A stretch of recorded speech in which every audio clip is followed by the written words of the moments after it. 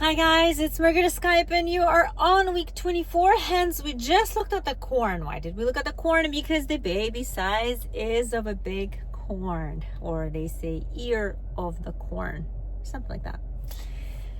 Again, I don't know what it tells you because corn can also be different sizes, but I guess we are moving somewhere in the understanding that the baby is getting bigger and bigger.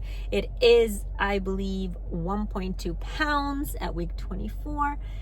So he's becoming a big baby boy. What do I want to say about week 24? It's been a great week. There isn't much changes from the last week. If you haven't watched my last week's update, it was all about the things you should be getting for the baby and things that I can't live without. So if you didn't watch that, I do recommend that episode because it is going to be full of really good information for you. This week has been great.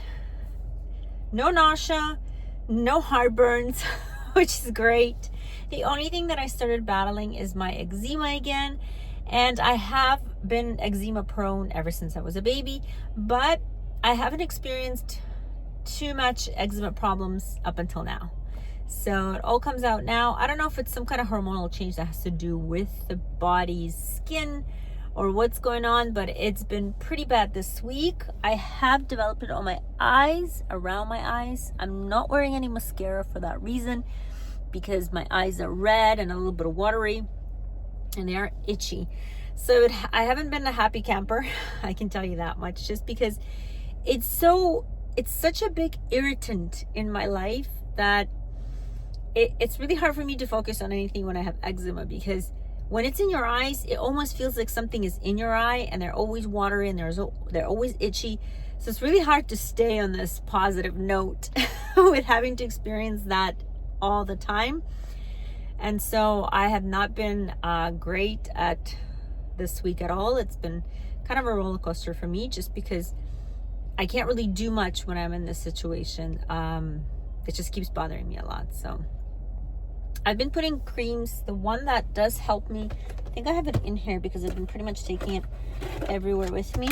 I have 2 creams that I've tried. Again, I've been battling this ever since I was a child, so this is not something new. I normally put aloe vera or coconut oil, things that you know that I use in general from all my other videos. But this time, I haven't had it on the eyes that bad, so I feel like I wanted to get something else to try it, and I did. I tried this shea butter, raw and unrefined. I have it here because I am going to return it. It did not work for me. It's great for if you want to get it for your belly. I have a similar one at home, so that's why I'm returning this one. This is a great product if you don't want to use like Vaseline or coconut oil. Shea butter is one of the most amazing. It's like the one product that never gives you allergy just because of how raw and great it is. It's an amazing consistency. I do love it for the purpose of, let's say, belly rubbing so that you don't have any scars type of thing. Because you can see it's kind of like really, really oily consistency. So when I rub it, you can see on my finger, it's just like an oily consistency, but it is really, really good. This one I think is also infused with like vitamins E and A, which would be great for like rubbing a belly. But I don't like it for the eye because it's so oily that it drips in my eye and then I can't see. And then it didn't do much to like help me relieve the itchiness, which is what I was looking for. Wasn't looking for just moisturizing cream. This is the only thing that helped me with my eyes. It's called eczema and psoriasis cream. I'm gonna link these 2 below just because if some of you want to get it. This cream has been a game changer. It's really good. It's got a regular cream consistency. What it has inside is like aloe vera, coconut oil, emulsifying box, whatever that is, manuka honey, oatmeal, vitamin E, shea butter, hyaluronic acid, It's got vitamin B. It's got hemp seed oil, olive oil, vitamin C. Yeah, it's really good. I believe it's also made in Florida, and the company that I use for my shampoo and conditioner, I did do a video on that too in my previous videos. If you did see that, that's the same company. And so I gave them a try, and this was a miracle worker for me because it relieves the itchiness and it does the moisturizing all in one. So I do apply this a couple of times a day. I don't want to say that it's gone, but it is giving me a pretty good relief. So if you're out there suffering with eczema when you're pregnant, do give this cream a try, because I've tried a lot of different ones, and that's kind of the one that I stumbled upon. I did try my regular aloe vera and coconut, and none of that worked for eyes. So I find it interesting because with eczema, something works on one part of the body and it doesn't work on the other. So like, for example, on my arms where I also have eczema, probably hard to see now, but I do have it here. Oh yeah, you can see it a little bit. So over there I can do like shea butter and it works, but not on my eyes. So eyes have been interesting. So that's kind of where I'm at this week. It has been a really hard week for me. Probably one of the hardest so far. Emotionally and mentally and just physically, because that stuff is really draining when it's always kind of on your mind. So other than that, I've been great. I am still on my medical medium, eating fruits, veggies, and grains and nuts, and I do feel better on it. And part of the reason I went on it is because of the eczema. And so I'm just being really careful about what I eat. I try to avoid sugars, because sugars is the number one thing for like eczema and skin conditions that it's just not good. So if you are eczema or skin prone problems, then stick to good sugars. I mean like natural sugars. I mean like bananas and apples. I always say it in all my videos. I have these things piled up in my car.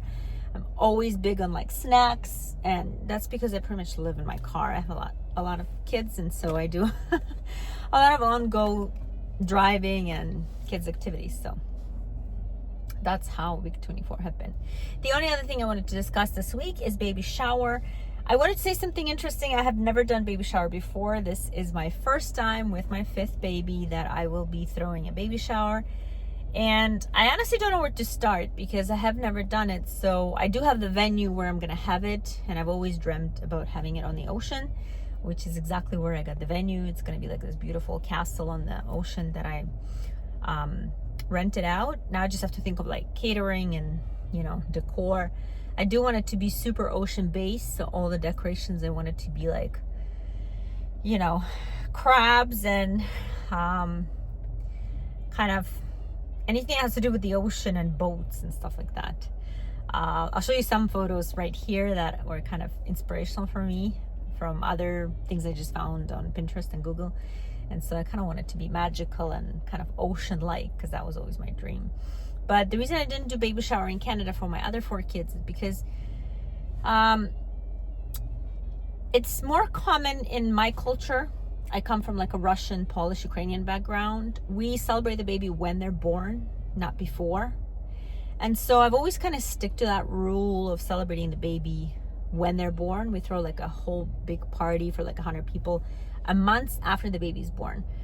But in here, I just see that it's, since I'm in US now, I feel like it's more prone to have a baby shower here. Like I have all my friends here asking me, when are you going to do baby shower? So I just feel like where I am at now, people understand baby shower more than like a welcome party for the baby.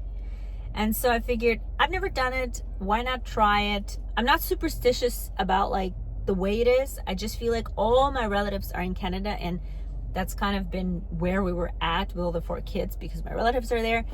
I don't have relatives here, although some of them are coming for the baby shower now. But I don't know. I decided to do it. To try it, to give it a go, to give that experience a try, because I've never tried it before. So I am doing a baby shower. So if you guys did baby shower before, and if you have some 2 cents on that, since I've never done it, please comment below. I would love any feedback on what I should do and shouldn't do. Personally, I've been to a lot of baby showers myself. I'm not a big fan of like games with baby shower. I do find them silly. I'm just not into that in general. So I do like baby showers that are more I don't want to say adultish, but something that doesn't require, like I really want this baby shower to be low key, easy going. I'm gonna buy a whole bunch of sand building toys for the kids because we are on the beach, so they can kind of like do that thing on the beach. I'll have like a tent for them with a whole bunch of toys, and so they can have fun. And then my whole baby shower, I just wanted to be low key, like people socializing and having some food and drinking and kind of enjoying their day. I don't want it to be like hectic. I don't want like games playing and all that kind of stuff. And it is going to be for all the families. I'm not doing it just for women. So I feel like that's how I view my baby shower, as like a big get together to like kind of celebrate my baby coming. I'm doing it on February 15, right after the Valentine's Day. So that will be interesting, but it was like the only date that I have that's not taken by like soccer and gymnastics competitions and all the fun stuff, just because I'm so busy. It was the only date that was available. So we're doing it on the 15th. I don't know. I want it to be low-key and fun. So that's kind of where I am with the baby shower ideas. Other than that, just waiting to figure out what catering I want, what food to get, stuff like that, where to get decor and things like that. I am assuming I'm going to have around 60 people, which is a lot. I have a lot of people coming from Canada for the baby shower, which I'm excited for. My parents, my aunt, my brother. So it's going to be interesting. So that's pretty much it for week 24. It's been a nice, quiet week. If only I didn't have to deal with the eczema, because that has been really draining. And I am praying to God every day it goes away, please, because it's been super hard. I really hope so. With my last baby girl, Milana, it lasted the whole pregnancy from the very beginning. And I only stopped having eczema when she was, I think, 3 months or 2.5. So it went over after I had her. And so I'm just praying to God to please relieve this eczema, because it's really, really tough. That was the toughest thing in my last pregnancy, and I feel like it is becoming a really tough thing for me this pregnancy, and I was really hoping I'm gonna avoid it. So if you're out there, please pray for me so my eczema goes away. I'll see you guys in week 25. Bye.